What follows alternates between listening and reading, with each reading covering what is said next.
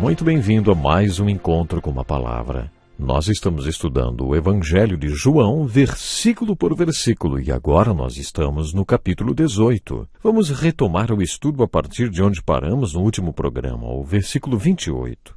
Na primeira parte da oração do Senhor, no capítulo 17, vimos que Jesus orou pela sua própria vida e pelo seu ministério, enfocando a hora em que seria glorificado.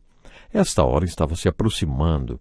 Já dissemos que quando falamos nesta hora, não estamos nos referindo à hora de 60 minutos, mas à hora sagrada para a qual Jesus veio a este mundo. Esta hora tinha a ver principalmente com sua morte e ressurreição, mas envolve mais do que isto. Vimos no último estudo que Jesus passou por 2 julgamentos. João não cita o julgamento diante de Caifás, o sumo sacerdote. Esse julgamento foi citado nos evangelhos de Mateus, Marcos e Lucas, e foi um julgamento religioso. Neste julgamento consideraram Jesus culpado de blasfêmia, mas não puderam sentenciá-lo à morte. Por isso deveria haver um outro julgamento feito por Roma. João relata o julgamento falso diante de Anás. Anás era o poder corrupto por trás de um sacerdócio corrupto. Quando Jesus purificou o templo, tornou-se inimigo pessoal de Anás, e por isso Anás quis ficar frente a frente com Jesus mais uma vez. Mas o verdadeiro julgamento religioso foi diante de Caifás, que não foi citado por João. João enfoca mais o julgamento romano. Como os líderes religiosos queriam que Jesus fosse executado, mas não tinham autoridade para sentenciá-lo à morte, foi necessário um julgamento romano. Este é o assunto da passagem que vai de João capítulo 18, versículo 26, até o capítulo 19, versículo 16. Vamos refletir um pouco sobre o drama deste julgamento. Nesse contexto, Pôncio Pilatos, governador de Roma, aparece na narração. Acompanhe comigo a leitura do versículo 28 até o versículo 32 do capítulo 18 de João. Diz assim: Em seguida, os judeus levaram Jesus da casa de Caifás para o pretório. Já estava amanhecendo e, para evitar contaminação cerimonial, os judeus não entraram no pretório, pois queriam participar da Páscoa.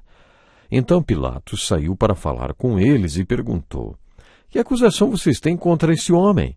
Responderam eles: Se ele não fosse criminoso, não o teríamos entregado a ti. Pilatos disse: Levem-no e julguem-no conforme a lei de vocês. Mas nós não temos o direito de executar ninguém, protestaram os judeus. Isso aconteceu para que se cumprissem as palavras que Jesus tinha dito, indicando a espécie de morte que ele estava para sofrer. Acabamos de ler o início do julgamento romano de Jesus. Era cedo de manhã, e Pilatos foi até eles, porque os judeus não entravam no pretório. Eles estavam no pátio e Pilatos foi até eles com uma pergunta. Esta pergunta era perfeitamente lógica para um juízo romano. Que acusação vocês têm contra este homem? Ele queria saber exatamente quais eram as acusações que levaram Jesus àquele julgamento. Não temos nenhum detalhe sobre o tom de voz de Pilatos ao fazer esta pergunta, mas pela resposta dos judeus, podemos concluir que ele foi hostil. Se ele não fosse criminoso, não o teríamos entregado a ti. E aí nós podemos perceber hostilidade na resposta de Pilatos também. Ele disse: Levem-no e julguem-no conforme a lei de vocês. Em outras palavras, Pilatos está se recusando a pegar aquele caso e julgar aquele homem. E aí então os judeus dizem a Pilatos: Mas nós não temos o direito de executar ninguém. No versículo 32, João acrescenta mais um dos seus comentários. Ele diz assim: Isso aconteceu para que se cumprissem as palavras que Jesus tinha dito, indicando a espécie de morte que ele estava para sofrer. Isto mostrou a Pilatos que aquela gente não queria julgar ninguém, eles eram linchadores e queriam ver sangue.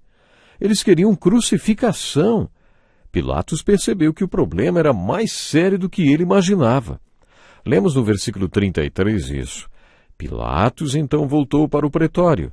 Preste atenção no entra e sai deste julgamento. No primeiro parágrafo, Pilatos saiu e perguntou a eles quais eram as acusações. O que tinha Jesus feito? Mas quando descobriu que eles queriam a pena de morte, a crucificação, ele voltou para dentro e perguntou a Jesus: Você é o rei dos judeus? Perguntou-lhe Jesus: essa pergunta é tua ou outros te falaram a meu respeito? Respondeu Pilatos: acaso sou judeu?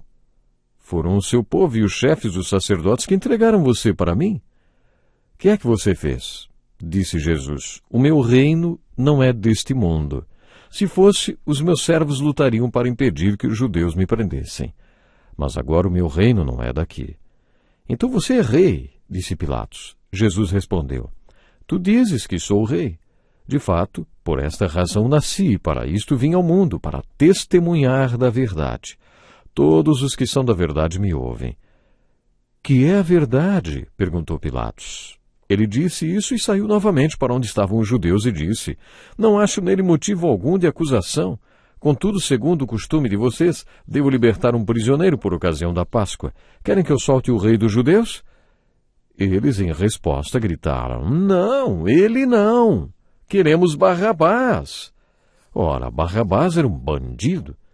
Lemos até o final do capítulo 18. Depois que Pilatos percebeu que os judeus queriam crucificar a Jesus, ele voltou para o pretório e perguntou a Jesus: você é o rei dos judeus? A resposta de Jesus foi uma lição de direito para Pilatos. Jesus já tinha feito o mesmo com Anás. Jesus lhe perguntou, então: essa pergunta é tua ou outros te falaram a meu respeito? Quer dizer, você tem provas para me acusar ou se baseia apenas em suspeitas no que dizem a meu respeito? E Jesus falou sobre o seu reino. Vocês estão certos em dizer que sou rei. Mas meu reino não é deste mundo. Se fosse, meus servos lutariam por mim. Jesus não falou nada sobre impedir sua prisão pelos romanos. Isto seria uma ofensa para Pilatos. Por isso Jesus diz: os meus servos lutariam para impedir que os judeus me prendessem. Aí, então, no versículo 37, as palavras de Jesus são uma das melhores respostas para a pergunta: quem é Jesus? Por essa razão nasci, para isto vim ao mundo, para testemunhar da verdade. Todos os que são da verdade me ouvem. Esta é uma declaração muito importante de Jesus sobre quem ele é. No capítulo 14, versículo 6, ele também declarou ser a verdade. Jesus disse: eu sou o caminho, a verdade e a vida. No capítulo 3, Jesus fez outra declaração muito importante, na conversa que teve com Nicodemos, dizendo que o melhor que qualquer um dos seus seguidores pode ter é a luz. Qualquer pessoa que o segue quer sempre vir para a luz, evidenciando as obras de Jesus trabalhadas em Deus. Por outro lado, sempre que alguém não quer a luz, então está tendo problemas. A luz veio ao mundo, mas os homens amaram as trevas e não a luz, porque as suas obras eram más. Palavras de Jesus. Em João, no capítulo 18, Jesus está dizendo: vim ao mundo para testemunhar da verdade. Jesus era a verdade, e o que ele ensinou era verdade. Ele falou que a palavra de Deus era verdade, e tudo que ele ensinou e proclamou era baseado na palavra de Deus. O irônico Pilatos perguntou: que é a verdade? E não ficou para ouvir a resposta, disse Francis Bacon. Prefiro pensar que Pilatos não estava sendo irônico. Não sabemos qual foi a entonação de sua voz nem sua expressão facial, como já dissemos.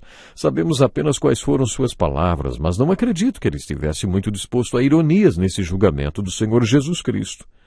Não é triste pensar que Pilatos, tão perto da verdade, da resposta quem é Jesus, tendo ouvido do próprio Senhor, vim para testemunhar da verdade, ainda assim ele não conheceu a verdade? O mundo inteiro está procurando a verdade. Alguém já disse que a psicologia, não baseada nas escrituras, nem na teologia, é como estar em um quarto escuro à procura de uma cama preta que nem está lá.